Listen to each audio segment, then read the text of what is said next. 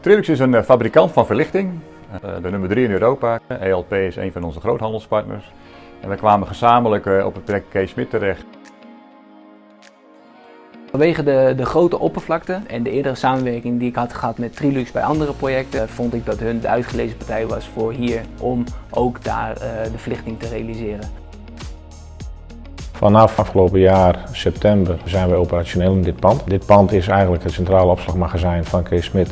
En zeg maar de vloeroppervlakte dat we effectief gebruiken is 85.000 vierkante meter.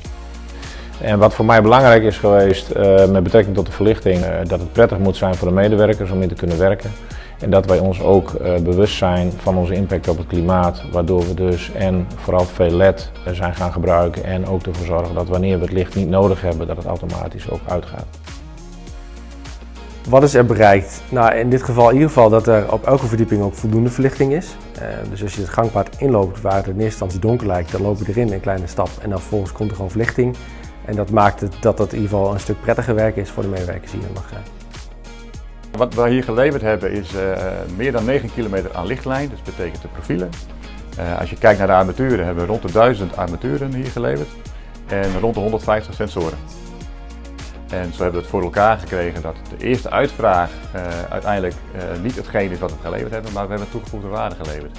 En in dit geval is dat dan met LiveLink de oplossing geweest, zodat de klant heel veel flexibiliteit heeft. En nu in het project al aanpassingen moet doen en daar de voordelen van plukt.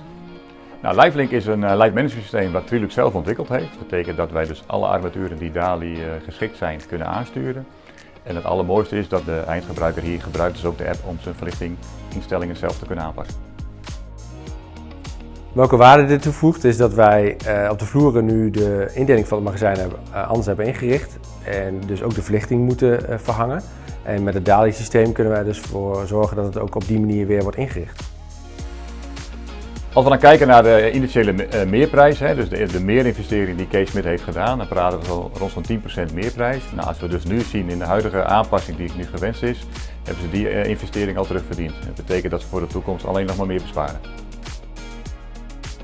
Er is ook gekozen vanwege de grote oppervlakte voor een centraal noodsysteem. Dus alles ligt ook bij één kast, beneden, centraal. En als er iets aan de hand is, dan moet je ook bij die kast zijn en hoef je niet altijd meer op grote hoogtes de accu en de batterijen te vervangen.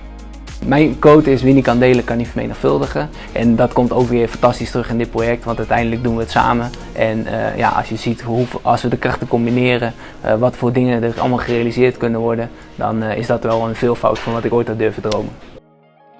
Uiteindelijk zijn we super tevreden met het resultaat. Kees Smit is een snel groeiend bedrijf in het leveren van tuinmeubelen. En als je nu ziet hoe Kees Smit dit magazijn heeft neergezet, hoe mooi dat erbij staat, dan zijn we zeker tevreden.